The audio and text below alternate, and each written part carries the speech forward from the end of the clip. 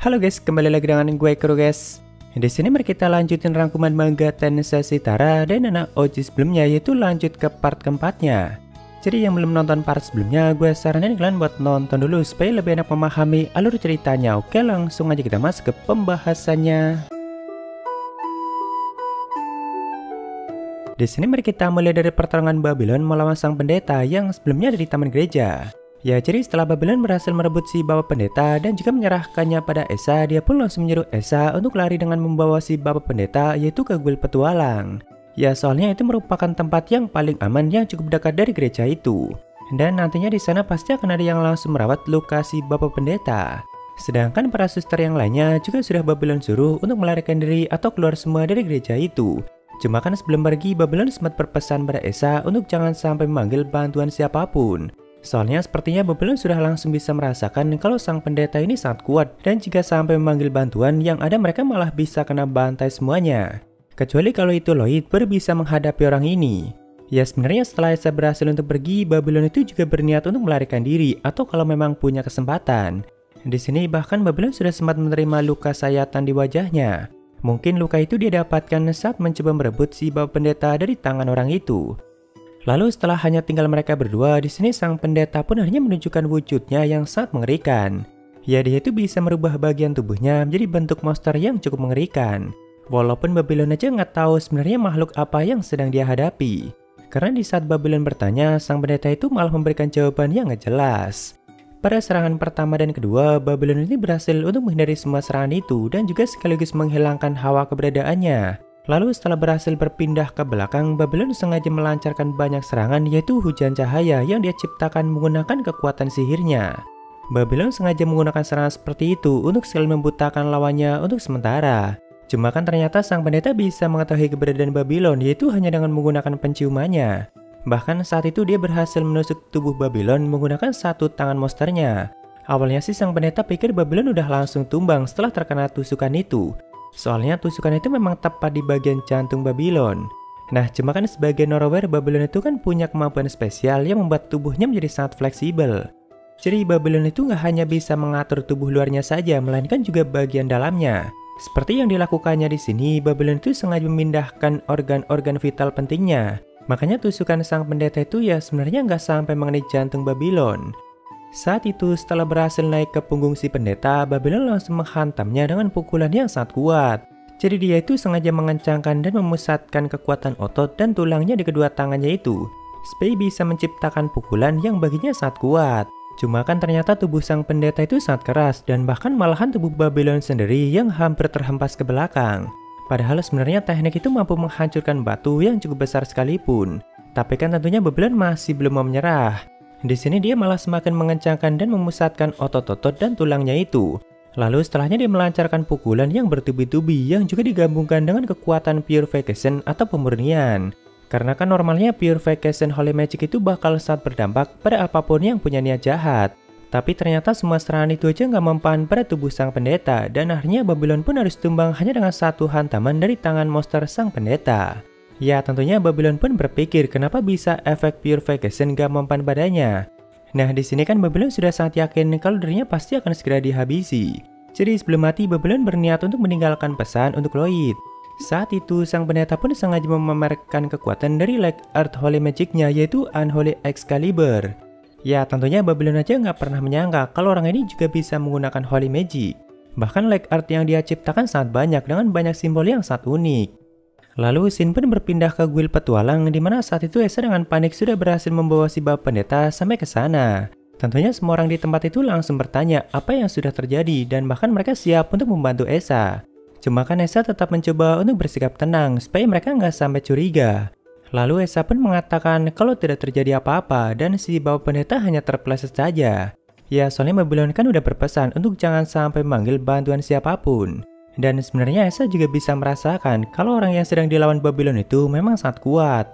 Lalu setelah meminta mereka untuk merawat si bapak pendeta, Esa pun langsung buru-buru untuk kembali ke gereja. Saat itu sedang terjadi hujan yang cukup lebat. Namun Esa terus berlari dengan panik untuk bisa kembali ke tempat Babylon. Walaupun di sisi lain Esa tentu paham kalau dirinya nggak akan bisa membantu apapun dalam pertarungan itu. Jadi sambil terusan berlari dan juga sambil menangis, Esa terusan berdoa pada sang dewa untuk menyelamatkan Babylon. Bahkan Esa rela memberikan nyawanya sendiri sebagai gantinya. Lalu di saat Esa terjatuh, tiba-tiba dia memberikan payung padanya, yaitu Lloyd. Sambil tersenyum, Lloyd pun langsung menenangkan Esa dan juga mengatakan kalau Silpa dan yang lainnya itu lagi membeli payung dan mungkin sebentar lagi bakal sampai di sini. Jadi tunggu saja. Setelah itu, Lloyd pun langsung menuju ke gereja dan Esa pun sempat memohon padanya tolong selamatkan Babylon. Ya sebenarnya dalam hati Esa aja nggak paham kenapa diriku malah meminta tolong sama Lloyd. Lalu setelah Lloyd berpindah ke gereja, ternyata sang pendeta itu sudah keburu pergi. Sedangkan tubuh Babylon sudah penuh dengan luka tusukan.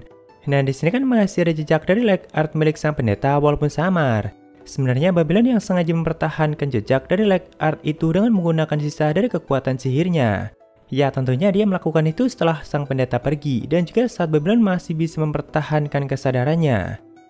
Nah sebenarnya setelah melihat Babylon yang sudah sekarat, Lloyd itu langsung membawanya ke istana Lodos untuk mencoba untuk menyembuhkannya. Cuma kan selama dirinya sekarat, Babylon itu udah sempat bermimpi kalau dirinya bakal benar-benar pergi atau meninggal. Ya entah apakah itu beneran mimpi atau bukan. Cuma dalam mimpi itu Babylon sempat bertemu dengan dua orang yang sepertinya mereka itu pemilik dari tubuh Civil War dan juga si makhluk Wrath sebelumnya. Soalnya mereka itu kan sama-sama Norrower dan mungkin jiwa mereka sempat terhubung. Lalu setelah sekarat selama 3 hari, Babylon pun akhirnya terbangun di istana Lodos dan di situ sudah ada Esa dan juga teman-teman Babylon yang lainnya. Ya tentunya mereka kelihatan sangat senang begitu melihat Babylon yang sudah sadarkan diri dan bahkan Esa aja langsung memeluknya sambil menangis. Ya jadi simpelnya urutan kejadiannya selama 3 hari itu kayak gini cuy. Kalau untuk Babylon kan langsung dibawa ke istana Lodos sama Lloyd. Sedangkan Silpa dan Shiro yang punya penciuman sangat tajam sengaja mencari dan mengumpulkan semua suster yang berhasil untuk menyelamatkan diri sebelumnya. Lalu setelah itu mereka dibawa ke istana Salom demi keamanan mereka. Sedangkan Ren yang membawa Esa dan juga menjemput si bapak pendeta di guil untuk dibawa ke tempat yang lebih aman. Nah karena khawatir akan ada penyusup lagi di gereja, jadi Tao yang sengaja berjaga di sana sambil ditemani sama 2 preman sebelumnya. Soalnya 2 preman itu kan sekalian memperbaiki kerusakan akibat pertarungan Babylon melawan sang pendeta. Lalu setelah semua itu Silpa juga yang bagian melaporkan semuanya pada Albert. Jadi kan nantinya tinggal Albert yang menangani masalah itu dan juga membuat laporan untuk diberikan pada pihak gereja pusat. Karena kan kasus itu melibatkan salah satu pendeta yang identitasnya masih belum diketahui. Tak lama kemudian di sini Lloyd yang memasuki ruangan itu dengan penuh semangat pun mengatakan hari ini kita akan mencoba menghidupkan kembali Babylon secara paksa. Cuma kan ternyata Babylonnya udah sadar kembali dan sudah kembali pulih. Muka Lloyd pun langsung kelihatan cukup kecewa. Ya sebenarnya Babylon bisa nggak mati aja udah sangat luar biasa. Karena memang di saat sang pendeta memberikan tusukan yang sangat banyak itu, Babylon berusaha mati-matian untuk memindahkan organ-organ vitalnya. Tapi kan setelah dipindahkan ke istana Lodos, Lloyd juga terusan merapalkan mantra penyembuhan tingkat tinggi dan bahkan selama 10 jam Lloyd terus melakukan itu. Jadi ya Lloyd juga sebenarnya berusaha semaksimal mungkin untuk bisa menyelamatkan Babylon. Lalu setelah itu giliran Esa yang terus memberikan efek penyembuhan dengan menggunakan nyanyian indahnya. Ya intinya Babylon bisa selamat itu karena pertolongan teman-temannya. Nah saat itu kan Babylon sudah sempat meninggalkan pesan untuk Lloyd, yaitu menggunakan tulisan rumit yang dia tulis menggunakan darahnya sendiri. Cuma kan tulisannya emang gak karuan banget. Ya di sini Babylon pun mulai menceritakan semuanya. Dari mulai tubuh sang pendeta yang bisa berubah menjadi seperti monster, lalu sang pendeta yang ternyata bisa menggunakan holy magic dan bahkan final leg dan purification aja sama sekali gak mempan padanya. Nah cuma yang paling Babylon gak mengerti itu kenapa Babylon sama sekali gak merasakan niat jahat darinya dan bahkan gak merasakan hawa membunuh darinya. Justru Babylon malah merasakan ketenangan saat berbicara dengan sang pendeta itu. Ya tentu di sini mereka langsung berpikir keras karena memang semua itu sangat bertentangan. Kenapa bisa orang itu nggak punya niat atau hawa jahat sama sekali, sedangkan dirinya udah melakukan kejahatan seperti itu. Sedangkan semua orang yang bisa menggunakan holy magic kan pastinya sudah mendapatkan izin dari sang malaikat Jiliel. Cuma selama ini Jiliel nggak pernah memberikan izin pada makhluk seperti itu dan nggak mungkin juga Jiliel melakukan hal itu. Sedangkan di istana Salom saat itu Albert yang sudah mendengarkan semua laporan dari Silpa tentu ikutan berpikir keras. Ya Albert tentu bingung gimana cara membuat laporan untuk pendeta besar dan juga sang raja Salom. Apalagi sebentar lagi bakal ada festival besar yang dihadiri langsung sama sang pendeta besar dan juga sang raja Salom. Lalu di markas pusat gereja saat itu mereka sudah mendapatkan pesan atau laporan yang diberikan Albert dan juga Guild Petualang. Nah di sini sang pendeta besarnya itu merupakan pria tua bernama Gitan. Ya intinya laporan itu berisi kejadian di gereja sebelumnya. Dalam laporan itu juga ada gambar dari wajah sang pelaku yang mengaku dirinya sebagai salah satu pendeta dan Esa yang menggambarnya sendiri. Soalnya kan Esa sudah sempat melihat wajahnya. Ya di sini setelah melihat isi laporan itu, sebagian dari mereka malah marah-marah dan bahkan meragukan kebenaran dari laporan itu. Soalnya kan sang pelaku bisa menggunakan holy magic yang berarti sama aja menuduh salah satu di antara mereka. Oh ya, mereka ini merupakan para pendeta di markas pusat yang mampu menggunakan holy magic. Ya intinya kebenaran dari kasus itu sangat mencoreng nama mereka. Bahkan beberapa dari mereka mengatakan apakah Guild Petualang dan Pangeran Albert sudah kehilangan kewarasannya. Apalagi dalam laporan itu yang sudah menghadapi sang pelaku dan juga menyelamatkan gereja itu yaitu Babylon. Sedangkan Babylon sendiri merupakan mantan buronan. Namun di sini sang pendeta besar yaitu Gitan langsung meminta mereka untuk tenang dan juga meminta mereka untuk jangan menuduh orang sembarangan. Oh ya, sepertinya di sini mereka itu nggak ada yang mengenali wajah dari sang pelaku itu. Lalu Sin pun berpindah ke gereja di mana saat itu Lloyd dan kawan-kawan sudah kembali ke tempat itu. Di sini Lloyd, Grimo, dan Jillian bahkan sudah menggunakan kostum detektif dan mereka siap untuk melakukan penyelidikan. Walaupun ya tentu Jillian dan Grimo tetap ngumpet di balik bulu Zero. Saat itu mas-mas yang sudah nggak jadi preman bahkan sudah hampir selesai memperbaiki kerusakan di gereja itu. Sedangkan Tao yang lagi berjaga sambil mengawasi mereka. Lalu Katarina yang ada di Guild Petualang juga ikutan datang ke tempat itu. Walaupun saat ini dirinya sudah keluar dari Guild Petualang itu. Ya tentunya gara-gara Katarina memberikan laporan sebelumnya pada markas gereja pusat. Nah karena Guild Petualang juga nggak mampu untuk melakukan apapun, jadi ya mereka juga nggak berani untuk memajang poster buronan dari sang pelaku itu. Nah dalam gereja ini tempat yang paling mencurigakan itu kan di taman gereja itu. Cuma sayangnya Shiro yang disuruh untuk menemukan bukti dengan menggunakan penciuman tajamnya malah sangat ketakutan. Tapi untungnya ada Crow yang sengaja memanggil para gagak untuk ikut menyelidiki tempat itu. Tak lama kemudian, Saria dan Silpa pun datang ke tempat itu. Ya tentunya Saria sangat bahagia begitu melihat Esa yang baik-baik saja. Bahkan Saria sempat menunduk untuk mengucapkan terima kasih pada Babylon. Ya pokoknya di sini Babylon itu udah kayak pahlawan banget cuy. Nah sebentar lagi kan bakal ada festival dan juga persembahan lagi yang bahkan jauh lebih meriah. Tentunya Esa dan Saria harus bernyanyi dalam acara itu. Cuma di sini Esa mengatakan pada Saria kalau mending kita hentikan saja konsernya. Tapi Saria yang mendengar itu mengatakan kalau begitu aku sendiri yang akan melakukan konsernya dan setelah itu dia pun langsung meninggalkan tempat itu. Ya sebenarnya Saria itu nggak mau terlibat dan sengaja menutup mata pada masalah itu. Makanya dia akan tetap melakukan konsernya sendiri. Sedangkan di taman gereja sebelumnya saat itu para gagak sudah berhasil menemukan pintu masuk untuk memasuki ruangan bawah tanah di taman itu. Ya tentunya si Bapak Pendeta dan yang lainnya nggak pernah tahu ada ruangan bawah tanah di taman itu. Ya jadi ternyata sang pelaku sudah mendesain lantai itu dengan bahan khusus supaya bisa menahan kekuatan sihir dan ki. Makanya Tao pun gak bisa merasakan ruang bawah tanah itu. Nah begitu dibuka ada bau dan hawa jahat yang sangat pekat yang keluar dari ruangan itu. Jadi awalnya Esa dan Babylon itu diminta untuk jangan ikutan masuk. Tapi kan Esa tetap aja kekeh bakalan ikut masuk. Bahkan Shiro aja semakin ketakutan dan gak mau ikutan memasukinya. Cuma kan kalau Shiro nggak mau masuk, Grimo dan Jillian jadi nggak bisa ikutan memasukinya. Jadi mereka berdua pun mencoba menyemangati Shiro supaya berani untuk memasukinya. Lalu setelah memasukinya, ternyata ruangan itu memang dipenuhi dengan hal-hal yang sangat mengerikan dan juga hal-hal yang sangat tabu.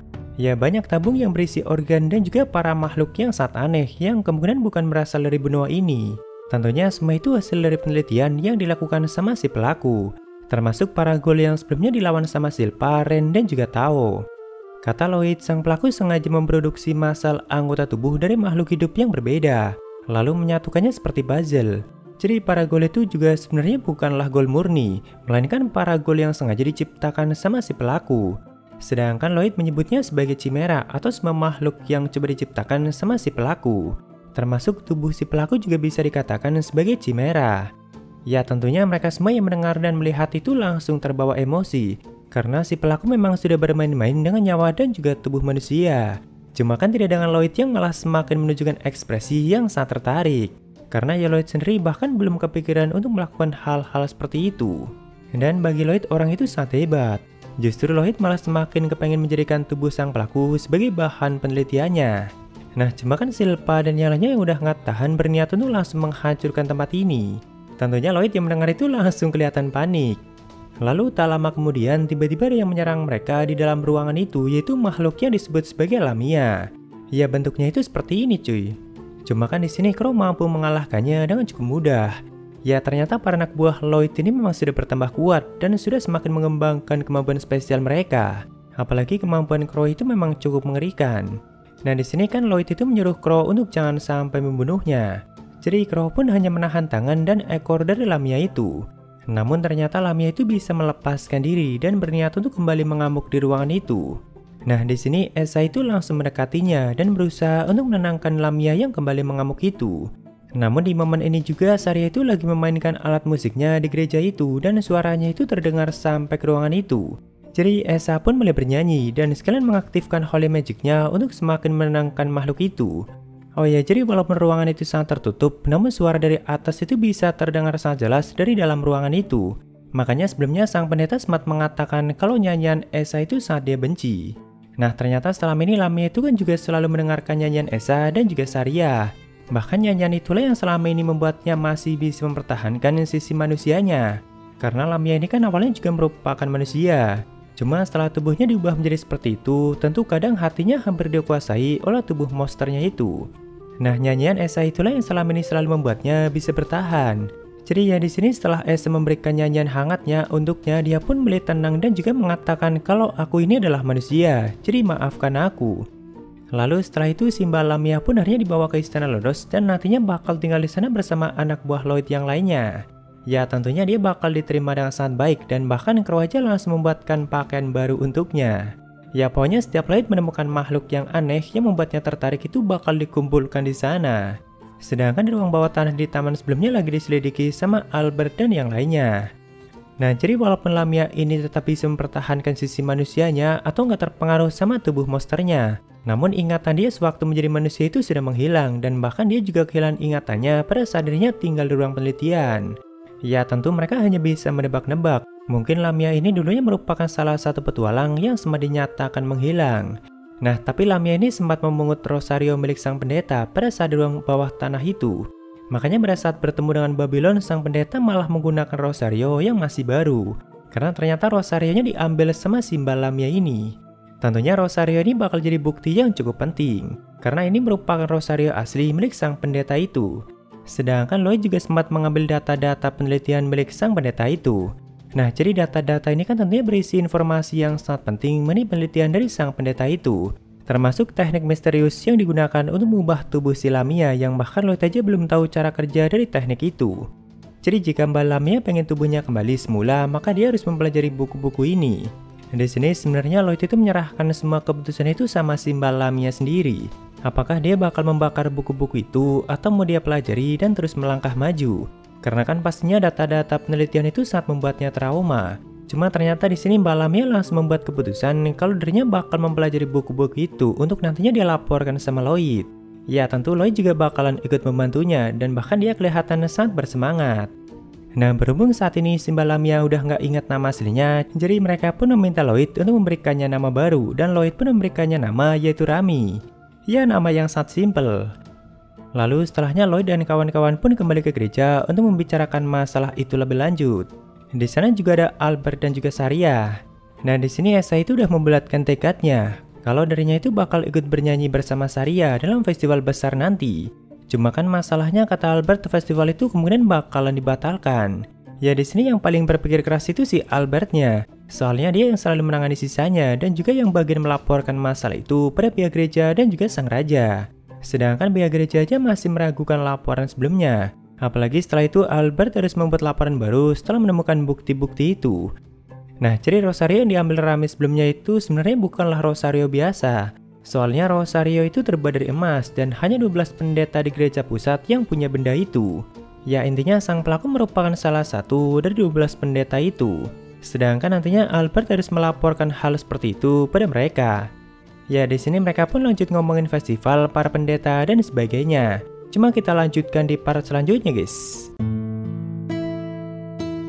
Yo, ada Sabria dari Rizky. Cheat Kageno kapan lanjut bang? Kalau novelnya Cheat itu ya nunggu volume 7-nya rilis. Tapi kalau untuk saat ini belum ada info kapan rilis volume terbarunya.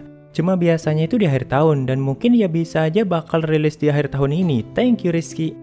Ya mungkin segitu aja untuk pembahasan kali ini. Dan jika ada kesalahan gue minta maaf atau kalian bisa koreksi aja di bawah. Thank you udah mampir, sampai ketemu di video lainnya. Salam kudu guys.